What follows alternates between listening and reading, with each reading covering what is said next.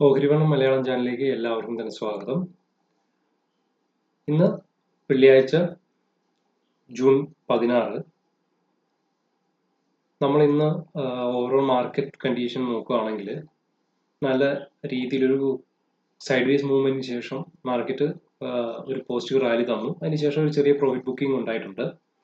Okay, ഇപ്പോൾ Nifty 50ന്റെ chart നമ്മൾ നോക്കുകയാണെങ്കിൽ CPR ലെവലിൽ നിന്ന്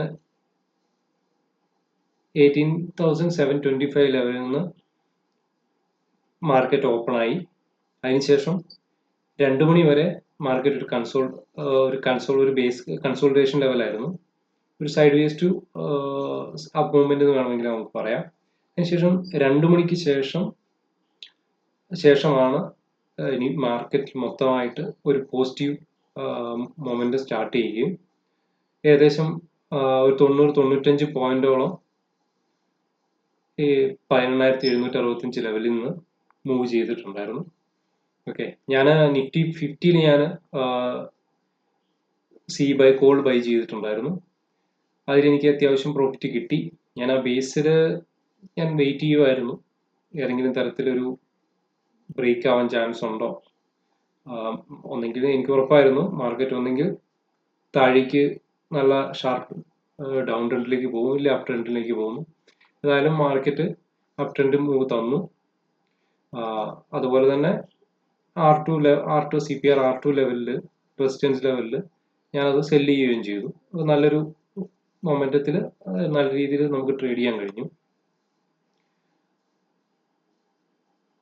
അതിനുശേഷം നമ്മൾ നോക്കുകയാണെങ്കിൽ 18,723 മാർക്കറ്റ് ക്ലോസ് ചെയ്തത്. അതും ആ പ്രോഫിറ്റ് ബുക്കിന് ശേഷം തിരിച്ചൊരു ചെറിയ റിവേഴ്സലിന് തന്നുകൊണ്ട് തന്നെയാണ് ക്ലോസ് ചെയ്തത്. നെക്സ്റ്റ് വീക്ക് മാർക്കറ്റ് എങ്ങനെയാണ് ഓപ്പൺ ആവുക എന്ന് നമുക്ക് പറയാൻ കഴിയില്ല. എങ്കിലും ഒരു ചെറിയൊരു പോസിറ്റീവ് ഇത് തന്നിട്ടുണ്ട്, മൊമെന്റം തന്നിട്ടുണ്ട്. ഓക്കെ, ഇനി നമ്മൾ ബാങ്ക് നിഫ്റ്റിന്റെ ചാർട്ട് പരിശോധിക്കുകയാണെങ്കിൽ ഇതേപോലെ നിഫ്റ്റി 50യിൽ ഉണ്ടായിരുന്ന അതേ സ്ട്രക്ചർ തന്നെയാണ് ഉണ്ടായത്. മാർക്കറ്റ് ഓപ്പൺ ആയ മുതൽ ഒരു 2 മണി വരെ മാർക്കറ്റ് ഒരു സൈഡ് വേസ് മൂവ്മെന്റ് ആയിരുന്നു. അതിനുശേഷം ഒരു ഷാർപ്പ് ബ്രേക്ക്ഔട്ട് സംഭവിച്ചു.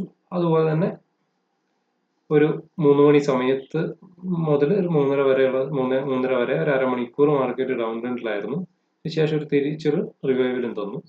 ബാങ്ക് നിഫ്റ്റിയിൽ ഞാൻ ട്രേഡ് എടുത്തില്ല. ഓക്കെ,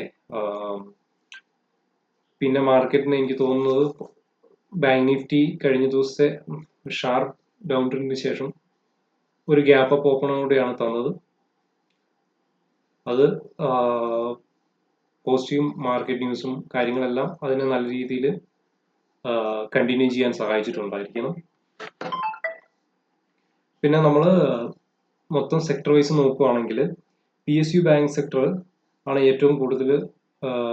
PSU ബാങ്ക് സെക്ടറും ഫിൻനിഫ്റ്റിയാണ് ഏറ്റവും കൂടുതൽ, അതായത് ഫിനാൻഷ്യൽ സെക്ടറാണ് ഏറ്റവും കൂടുതൽ ഗെയിനർ ആയിട്ടുള്ളത്. ലീസ്റ്റ് ഗെയിനർ ആയിട്ടുള്ളത് IT സെക്ടറാണ്.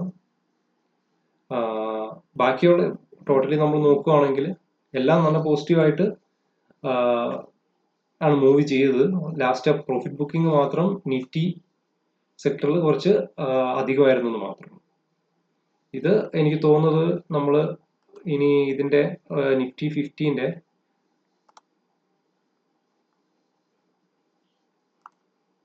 ഡേ ചാർട്ടിലോട്ട് വരികയാണെങ്കിൽ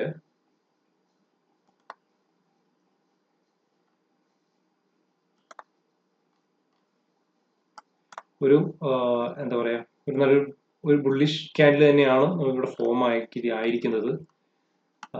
എങ്കിലും 18,900 എന്ന് പറയുന്ന സ്ട്രോങ് റെസിസ്റ്റൻസിലേക്ക് ഇനി അധികം ദൂരമില്ല. അതുകൊണ്ട് തന്നെ നമ്മൾ നെക്സ്റ്റ് വീക്ക് എങ്ങനെയാണ് മാർക്കറ്റ് പെർഫോം ചെയ്യാമെന്ന് കാത്തിരിക്കേണ്ടിയിരിക്കുന്നു. ഇതേ നമുക്ക് വീക്ക്ലി ചാർട്ടിൽ നോക്കുകയാണെങ്കിൽ വീക്ക്ലി ചാർട്ടിലും സ്ട്രോങ് ബുള്ളിഷ് ആയിട്ടുള്ള ഒരു ക്യാൻഡിലാണ് തന്നിരിക്കുന്നത്.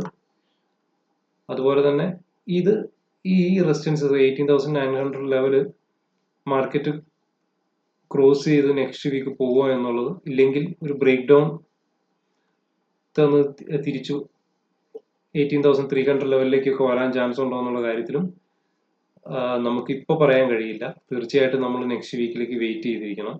ഓക്കെ.